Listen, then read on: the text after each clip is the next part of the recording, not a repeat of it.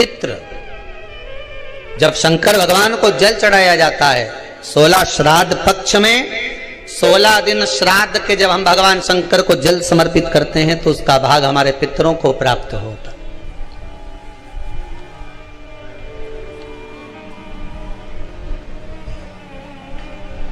केवल 16 श्राद्ध के दिन ही ऐसे होते हैं जिसमें शंकर भगवान को जल में दूध मिलाकर चढ़ाने की जगह दूध भले 1 चम्मच चढ़ा रहे हो पर अलग से चढ़ाओ, कच्चा दूध अलग से चढ़ाओ, उसके बाद भले तुम जल चढ़ा दो, पर लोटे में जल में दूध मिलाकर 16 दिन श्राद्ध पक्ष में नहीं ले जाना।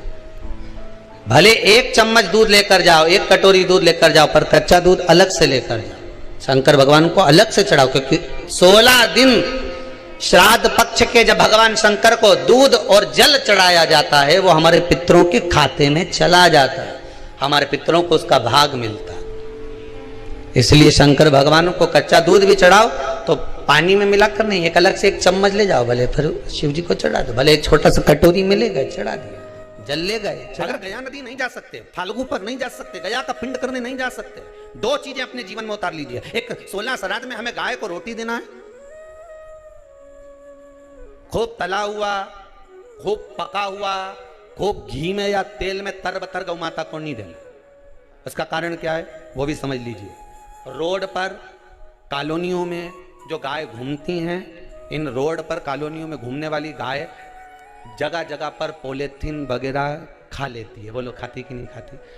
पॉलीथीन जब गाय खाती है तो उसके पेट में जम जाता है, उससे गाय के पेट में कैंसर हो जाता है। उसको तुम अच्छा पदार्थ खिलाओगे तो गाय हो सकता है कि बीमार पड़ने लगे। इसलिए ज्यादा घी का, तेल का कोई पदार्थ गौ माता को ज्यादा ना दिलाइए। एक हवन वो जो अग्नि में साकल्य छोड़ी जा रही है, जो गाय का घी छोड़ा जा रहा है और पितरों को मिल रहा है, और दूसरा गौ माता के 16 दिन तक 16 श्राद्ध में मुख में गया क्षेत्र रहता है। गया जी और ब्रह्म कपाली के पिंड का दान पुण्य अगर कहीं प्राप्त करना है तो गाय के मुख में मिलेगा। गाय के मुख क्यों दी जाता कौवा को भोजन? श्राद्ध पक्ष में कौवे को भोजन क्यों दिया जाता है? क्यों छत पर ले जाकर रोटी का टुकड़ा डालते हैं? काशी, कांची, अवंतिका, अयोध्या आदि जितने पावन क्षेत्र हैं, जगन्नाथ, द्वारका, रामेश्वरम, बद्री नारायण, जितने जितने पुण्यशाली क्षेत्र हैं, मथुरा आदि जितने, वृंदावन आदि जितने पुण्य क्षेत्र हैं, शिव महापुराण की कथा में, स्कंद पुराण में लिखा है कि जितने सारे पुण्यशाली क्षेत्र, चाहे चित्रकूट हो, अयोध्या हो, काशी हो, उज्जैनी हो, त्र्यंबकेश्वर हो, जितने पुण्यशाली क्षेत्र हैं, सारे पुण्यशाली क्षेत्र में पिंडदान होता है। बोल मालूम है कि नहीं? आप मालूम? सब दूर तर्पण होता है, सभी जगह पिंड होता है, सभी जगह तर्पण होगा, पिंड होगा। तो श्राद्ध पक्ष में तुम इतनी सारी जगह जाकर तर्पण कर सकते हो क्या? जम के बोलिए। नहीं कर सकते। इतनी सारी जगह जाकर पुण्य कर सकते हो क्या? नहीं कर सकते। इतनी सारी जगह जाकर तुम ब्राह्मण को भोजन करा सकते हो क्या? नहीं। इतनी सारी जगह जाकर ना पिंड दे सकते, ना तर्पण कर सकते, ना पुण्य कर सकते। अब ये 16 दिन में इतने तीर्थ कितने, हजारों में तीर्थ, इतने तीर्थ में जाकर कहां पुण्य करोगे, कहां पिंड दोगे? तो उसका एक निर्णय निकाल दिया कि पितरों के देवता आर्यमा कौवे पर बैठते हैं।